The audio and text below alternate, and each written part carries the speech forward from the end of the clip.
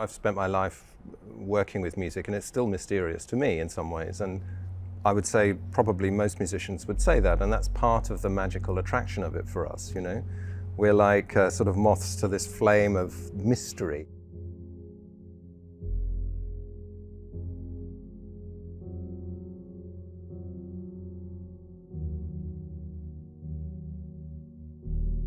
Max, thank you so much for coming back to Sydney Opera House. You're one of my favourite guests we've had here. Sleep was an extraordinary moment. We were so proud to host your debut in 2014. This is just brilliant and a big deal for me. So thank you for coming and for having a chat. Great to be here. Great to be back. I've been following your work for many years, and this concept of a conversation rather than a lecture comes up regularly. And I think the phrase you used in relation to ambient orchestra and Barbican was you're interested in where your work intersects with the biography of the listener. Right. And I'd love to hear what you think of this concept. Yeah, I mean, I think creativity really is a social project. It's a project which connects other minds, you know, minds to one another. It's a way to experience how someone else sees the world, how they live their life, to encounter that in a very direct way, because I think music is a very direct medium. You know, it seems to sort of bypass a lot of our censoring mind, and it can be a very rich experience because of that. You know, the listeners, as you say, you know, they bring their biography to the piece, and you get this very rich, sort of unique meeting point. And that's really one of the nicest things about live music, because actually that's a unique thing in that moment and only once. So yeah, I think it feels like creative work music is really something which is fundamentally collaborative.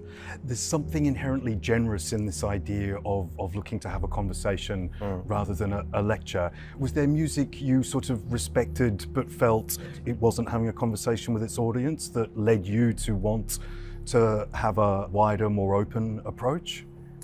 Well, I think, you know, I mean, when I was a student, there was an orthodoxy within classical music, and that was the modernist kind of canon, sort of post-Boulez, where the music was really the working out of an intellectual construct, more like being at a lecture.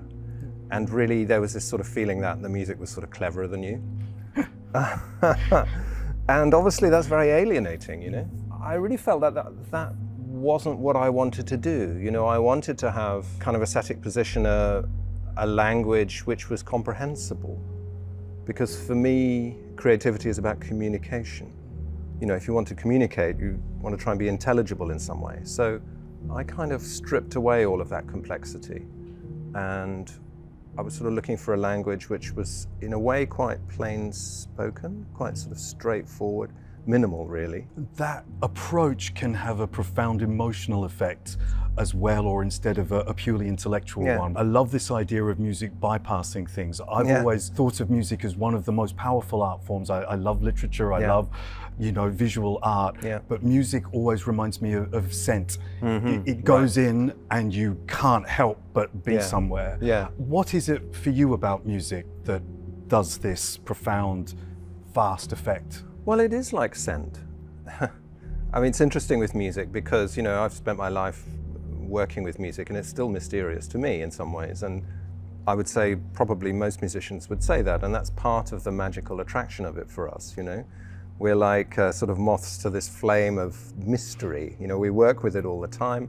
And of course, you know, when you're working on a piece, you have ideas and sort of planning and stratagem and theory and things you want to express, and you work with structure and time and density and all these different things. So it's conceptual, but it's also fundamentally a feeling, instinctive thing. And I love that interplay that it has, you know, between the sort of ideas-y part of us and the purely sensory part of it. And it's incredibly direct emotional impact. And it's, for me, it's a magical thing. I never tire of it. It gives it its power. Yeah. I think you might know that Brian Eno was the founding curator of this festival. Two things you've touched on there go straight to another aspect of Eno's writings that have really affected me. He gives two reasons why art's important that I think could be more widely spread. One is art is one of the primary ways we rehearse seeing the world through another's eyes, in a safe way, not in the middle of a bridge, but through a poem or a song. And the other is that art is one of the ways we go to have a safe place to sit with mystery, because things will happen in our lives, like the death of a loved one or the breakdown of a relationship, that have no neat cognitive outcome. How do you feel art has a useful role to play in the wider world? Well, I agree with both of those thoughts.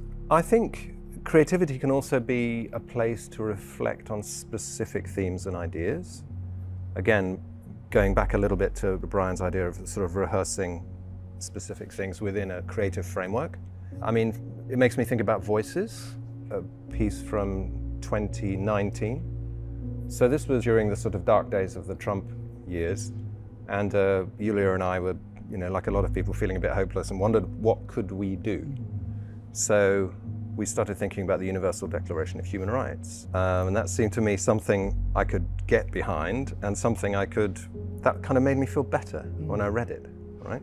Because that text is all about human potential and overcoming the sort of current moment in the search for something better and the expectation actually of something better.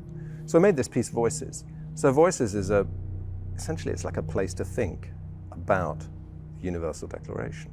So I think those sorts of things can be really useful, and obviously, within cinema or literature or visual art, you can also have these sorts of things where you have a representation of a situation and a kind of suggestion about how to encounter it.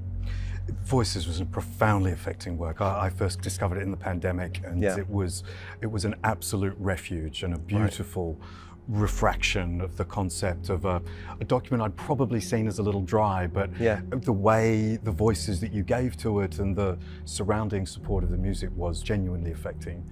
It's beautiful. Oh, thank you. I'm really interested, the ambient works you've brought for ambient orchestra. Eno's original idea of ambient music, that it was sort of to prioritize sort of tone and atmosphere over structure and rhythm. But you have a great interest in structure and are able to do a lot of deep thinking on structure without it being a complicated equation to solve. A lot of work has to go into something that may look deceptively simple. I'd love to hear how you feel this ambient work that isn't just sort of taking a 70s electronic idea and feeding it back through an orchestra is relating to sort of Eric Satie furniture music, structure, tone, rhythm. I'd love to hear your thoughts on ambient music in this setting. Yeah, well, I've had a long-term fascination with ambient music. One of the things that sort of made me interested in the potential of music and the idea of being a composer was encountering, those early ambient records as a teenager. So it's been around for a long time for me. We associate it with electronics, and one of the things I wanted to do is sort of draw works into one program from really across my output over many years, which had the potential to be rendered purely instrumentally, but could sort of speak to that idea of the sort of sensory aspect of sound, which is very much in the foreground in ambient music, the sort of haptic, tactile aspect of sound. So that was the sort of starting point. And then we thought about making a concert program which would have sort of different facets of this language. So it's, it's like sort of walking around a sculpture a little bit or something, just to kind of look at this from different perspectives through different pieces. It's beautiful, that idea of walking around a sculpture. I felt that in the Sleep experience, where you were essentially in a landscape. Right. You weren't waiting for that, bit that you knew. You were in an 8-hour experience. It was quite profound. But I was reading when you were talking about the Barbican performance of this idea of this concert providing a place for tranquility and reflection. But also many of the works you've chosen come from Memory House and have this idea of looking for meaning and purpose as well. And I'd love to hear more on this concept of tranquility, reflection, but the restlessness of looking for meaning and purpose at the same time. Yeah, that's in a way, an interesting contradiction, isn't it? I suppose, sleep, taking that as an example, it's a big space to rest. It's a big space to dream into.